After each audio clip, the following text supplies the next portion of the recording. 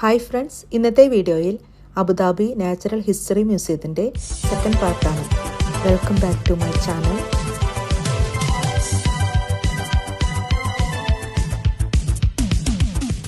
മെസസോയിക് era, ഭൂമിയുടെ ചരിത്രത്തിലെ ഏറ്റവും ഭയാനകമായ കൂട്ടവംശനാശമായ ഗ്രേറ്റ് ഡൈയിങ് എന്ന സംഭവത്തിന് ശേഷം ലോകം പതുക്കെ ജീവനിലേക്ക് തിരിച്ചു വരാൻ തുടങ്ങി.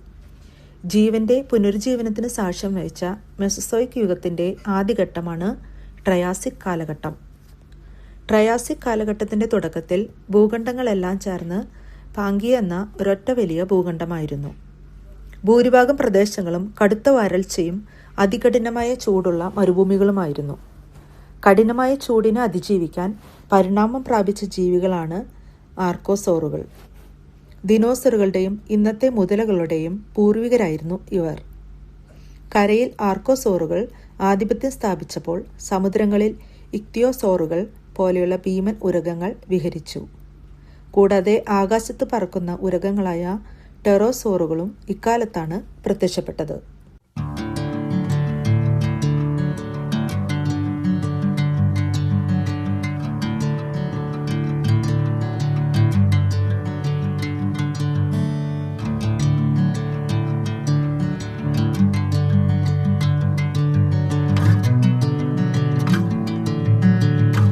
ജുറാസിക് പീരീഡ്, ജുറാസിക് കാലഘട്ടം. ഭൂമിയിലെ ജീവന്റെ വികാസത്തിൽ ഏറ്റവും നിർണായകമായ ഒരു ഘട്ടമായിരുന്നു ഇത്. ജുറാസിക് കാലഘട്ടത്തിലെ ഈർപ്പമുള്ള ചതുപ്പുകളിലും വിശാലമായ വെള്ളപ്പൊക്ക സമതലങ്ങളിലും തിളങ്ങുന്ന തടാകങ്ങളിലും ജീവൻ സമൃദ്ധമായി വളർന്നു പന്തലിച്ചിരുന്നു. പാഞ്ചി എന്ന അതിഭീമൻ ഭൂഖണ്ഡം പതുക്കെ വളർന്ന് മാറിക്കൊണ്ടിരിക്കുകയായിരുന്നു. ആഴം കുറഞ്ഞ കടലുകൾ കരയിലേക്ക് കയറി വന്നതോടെ തീരപ്രദേശങ്ങളുടെ ഘടന പൂർണ്ണമായി മാറിമറിഞ്ഞു. മാറിക്കൊണ്ടിരുന്ന ഈ ഭൂപ്രകൃതി പുതിയ ആവാസ വ്യവസ്ഥകൾ രൂപപ്പെടുന്നതിനും കരയിലെ ജീവികളുടെ ദ്രുതഗതിയിലുള്ള പരിണാമത്തിനും കാരണമായി. സസ്തനികൾ, ഉരഗങ്ങൾ, ഡൈനോസറുകൾ, അവയുടെ അടുത്ത ബന്ധുക്കളായ പക്ഷികൾ എന്നിവയുൾപ്പെടെ അതിശയകരമായ വൈവിധ്യമാർന്ന പുതിയ ജീവരൂപങ്ങൾ ഈ കാലഘട്ടത്തിൽ ഉയർന്നു വന്നു.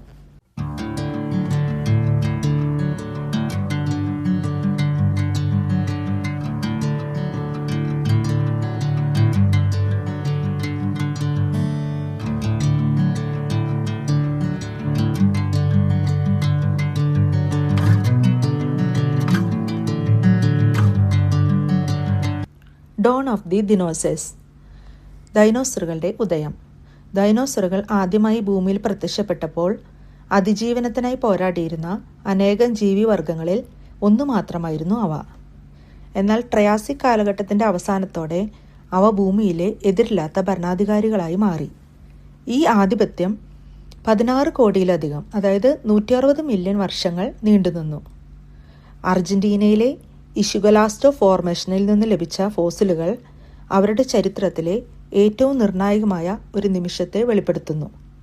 ഈ ചെറിയ ഉരക പൂർവികർ പിൽക്കാലത്ത് ഭൂമിയുടെ ചരിത്രത്തെ തന്നെ മാറ്റിമറിച്ച ഭീമാകാരന്മാരായ ജീവികളായി പരിണമിച്ച ഘട്ടമായിരുന്നു അത്. മനുഷ്യൻ്റെ പരിണാമത്തിൻ്റെ തൊട്ടിൽ ആഫ്രിക്കയാണെങ്കിൽ ഡൈനോസറുകളുടെ യുഗത്തിന് തുടക്കം കുറിച്ചത് അർജന്റീനയിലാണ്.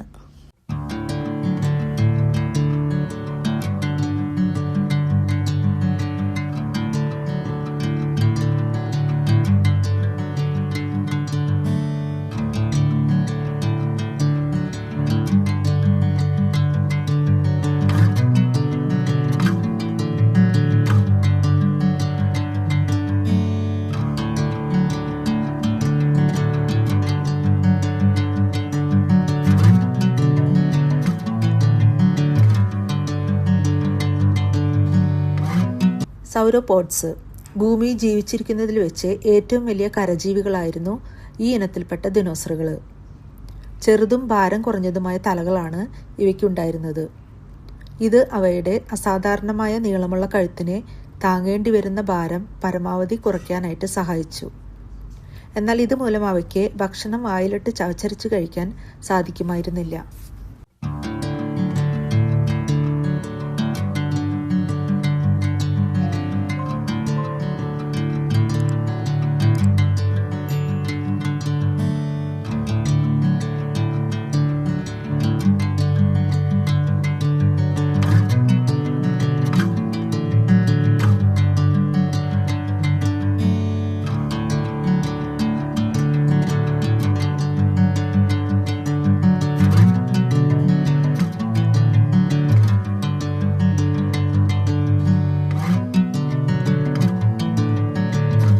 ടൈറന്റ് കിങ് അല്ലെങ്കിൽ ദിനോസറുകളുടെ രാജാവെന്നാണ് ഇത് അറിയപ്പെടുന്നത്. ഗ്രീക്ക് ഭാഷയിൽ ടൈർനോസോറസ് എന്നാൽ ക്രൂരനായ പല്ലി എന്നും ലാറ്റിൻ ഭാഷയിൽ റെക്സ് എന്നാൽ രാജാവെന്നുമാണ് അർത്ഥം. ഇതാണ് ഇവയ്ക്ക് ടൈറന്റ് കിങ് എന്ന് പേര് വരാൻ കാരണം. പൂർണ്ണ വളർച്ചയെത്തിയ ഒരു ടീറക്സിന് ഏകദേശം 12 മീറ്റർ നീളവും 12 അടി ഉയരവും ഉണ്ടായിരുന്നു. അതുപോലെ ഏകദേശം 8 മുതൽ 9 ടൺ വരെ ഭാരമുള്ളതായി കണക്കാക്കപ്പെടുന്നു. വലുപ്പമേറിയ തലയും കൂർത്തതും മൂർച്ചയുള്ളതുമായ വലിയ പല്ലുകളും ശക്തമായ പിൻകാലുകളും ഇവയ്ക്കുണ്ടായിരുന്നു. എന്നാൽ ഇവയുടെ മുൻകൈകൾ വളരെ ചെറുതായിരുന്നു. ഇവിടെ ഒരു കടി കൊണ്ട് ഇരകളുടെ അസ്ഥികൾ വരെ തകർക്കാൻ സാധിക്കുമായിരുന്നു.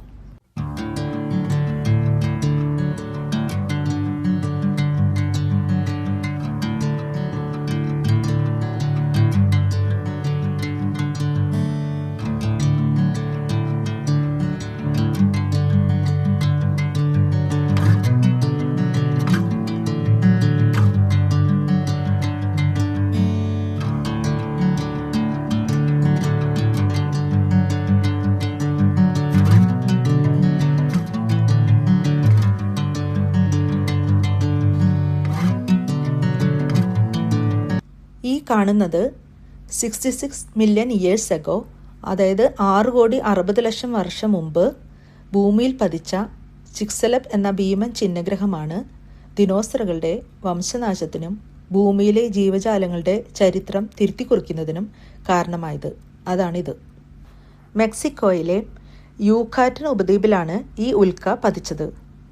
15 കിലോമീറ്ററോളം വ്യാസമുണ്ടായിരുന്ന ഈ ഉൽക്ക ഭൂമിയിലെ ആണവായുധങ്ങളുടെ മൊത്തം ശേഷിയേക്കാൾ കോടിക്കണക്കിന് മടങ്ങ് ഊർജം പുറത്തുവിട്ടു. ഈ കൂട്ടിയിടിയെ തുടർന്നുണ്ടായ ഭീകരമായ പ്രത്യാഘാതങ്ങൾ എന്ന് പറയുന്നത് മെഗാ സുനാമികളുണ്ടായി. അതായത് സമുദ്രങ്ങളിൽ 100 മീറ്ററിലധികം ഉയരമുള്ള ഭീമൻ തിരമാലകൾ രൂപപ്പെടുകയും തീരപ്രദേശങ്ങളെ തുടച്ചു നീക്കുകയും ചെയ്തു. വൻ ഭൂകമ്പങ്ങളും ആഗോളതലത്തിൽ അഗ്നിപർവ്വത സ്ഫോടനങ്ങളും ഈ ആഘാതം മൂലം സംഭവിച്ചു. അന്തരീക്ഷത്തിൽ ഉയർന്ന പൊടിപടലങ്ങളും വിഷവാതകങ്ങളും സൂര്യപ്രകാശത്തെയും ചൂടിനെയും 1 വർഷത്തിലേറെ കാലം തടഞ്ഞു നിർത്തി. ഈ കഠിനമായ മാറ്റങ്ങളെ അതിജീവിക്കാൻ കഴിയാതെ പറക്കുന്ന ദിനോസറുകൾ ഉൾപ്പെടെ 75% ജീവജാലങ്ങൾ ഭൂമിയിൽ നിന്ന് അപ്രത്യക്ഷമായി. ഈ വൻ ദുരന്തം പരിണാമത്തിൻ്റെ ഗതിയെ തന്നെ മാറ്റിമറിക്കുകയും സസ്തനികളുടെ, അതായത് മാമൽസിൻ്റെ ഉദയത്തിന് വഴി തുറക്കുകയും ചെയ്തു.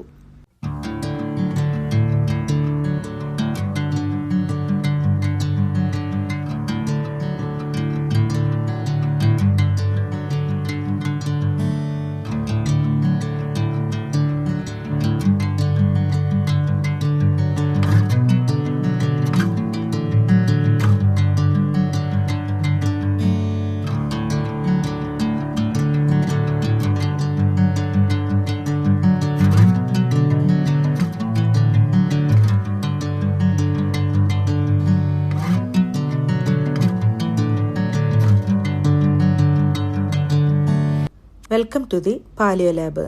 പാലിയോ ലാബ് എന്നാൽ കോടിക്കണക്കിന് വർഷങ്ങൾ പഴക്കമുള്ള ജീവികളുടെ ഫോസിലുകളും അവശിഷ്ടങ്ങളും ശാസ്ത്രീയമായി പഠിക്കുകയും വൃത്തിയാക്കുകയും ചെയ്യുന്ന ഒരു ഗവേഷണശാലയാണ്.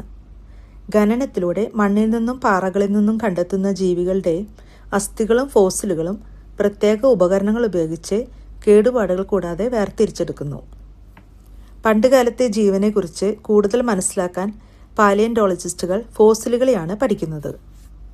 ഭൂമിയിലെ ജീവൻ്റെ പരിണാമകഥ ഘട്ടം ഘട്ടമായി കൂട്ടിച്ചേർക്കാൻ അവർ ഇവ ഉപയോഗിക്കുന്നു.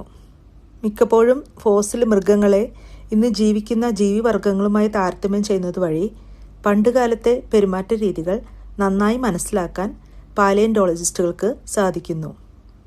മൂർച്ചയുള്ള പല്ലുകളും ശക്തമായ താടിയെല്ലുകളും മാംസം കീറിമുറിക്കാൻ കഴിയുന്ന ഒരു മൃഗത്തെ സൂചിപ്പിക്കുന്നു. അതേസമയം നീളമുള്ള കഴുത്തും പ്രത്യേകതരം പല്ലുകളും മരങ്ങളിലെ ഇലകൾ തിന്നുന്നതിനെയാണ് സൂചിപ്പിക്കുന്നത്. ഓരോ പുതിയ ഫോസിൽ കണ്ടെത്തലും പുതിയ അറിവുകൾ നമുക്ക് നൽകുന്നു.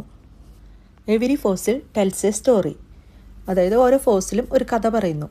ഫോസിലുകളെ കുറിച്ച് പഠിക്കുന്നതിന് മുമ്പ് പാലിയോളജിസ്റ്റുകൾക്ക് അവ കണ്ടെത്തേണ്ടതുണ്ട്. പ്രത്യേകതരം പാറകളിൽ മാത്രമാണ് ഫോസിലുകൾ അടങ്ങിയിരിക്കുന്നത്. ഏത് കാലഘട്ടത്തിലെ ജീവികളുടെ അവശിഷ്ടങ്ങളാണ് കണ്ടെത്തേണ്ടത്, ആ കാലത്തെ പാറക്കെട്ടുകൾ എവിടെയൊക്കെ തുറന്നു കിടക്കുന്നുവെന്ന് ഭൂപടങ്ങളുടെ സഹായത്തോടെ ശാസ്ത്രജ്ഞർ മനസ്സിലാക്കുന്നു. കാറ്റും മഴയും മണ്ണൊലിപ്പും കാരണം പാറകൾ ദ്രവിച്ച് പുറത്തു വരുന്ന ചെറിയ അസ്ഥിത്തുണ്ടുകൾ നോക്കിയാണ് ഗവേഷകർ വലിയ ഫോസിലുകളുടെ സാന്നിധ്യം കണ്ടെത്തുന്നത്.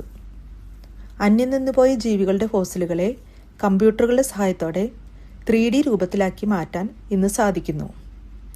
ജീവികൾ എങ്ങനെ ജീവിച്ചു, എന്ത് ഭക്ഷണം കഴിച്ചു, അവയുടെ ശരീരം എങ്ങനെ വളർന്നു എന്നതിനെക്കുറിച്ച് മനസ്സിലാക്കാൻ പല്ലുകളിലെ ചെറിയ പാടുകളും അസ്ഥികളുടെ ഘടനയും സൂക്ഷ്മമായി പരിശോധിക്കുന്നു.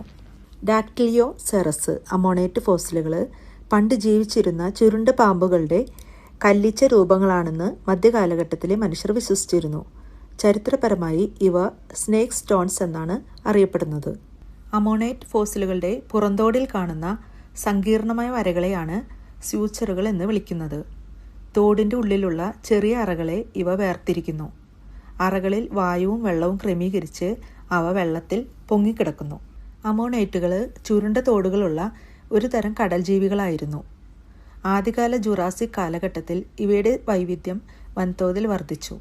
ഇവിടെ സവിശേഷമായ തോടുകളുടെ ഘടനയും അറകളുടെ പാറ്റേണും കാരണം ഭൂഗർഭശാസ്ത്രത്തിൽ കാലഘട്ടങ്ങൾ നിർണ്ണയിക്കാനുള്ള ഇൻഡെക്സ് ഫോസിലുകളായി ഇവയെ ഉപയോഗിക്കുന്നു.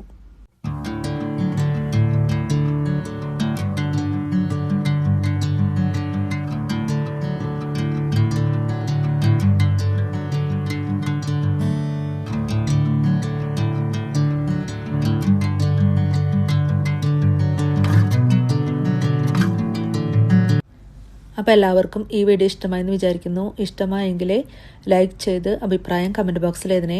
അതുപോലെ എൻ്റെ ചാനലിലെ വീഡിയോസ് നിങ്ങൾ ഫസ്റ്റ് ടൈമാണ് കാണുന്നതെങ്കിൽ സബ്സ്ക്രൈബ് ചെയ്ത് ബെല്ലൈക്കൺ ഓൾ എന്ന് എനേബിൾ ചെയ്യാൻ മറക്കല്ലേ.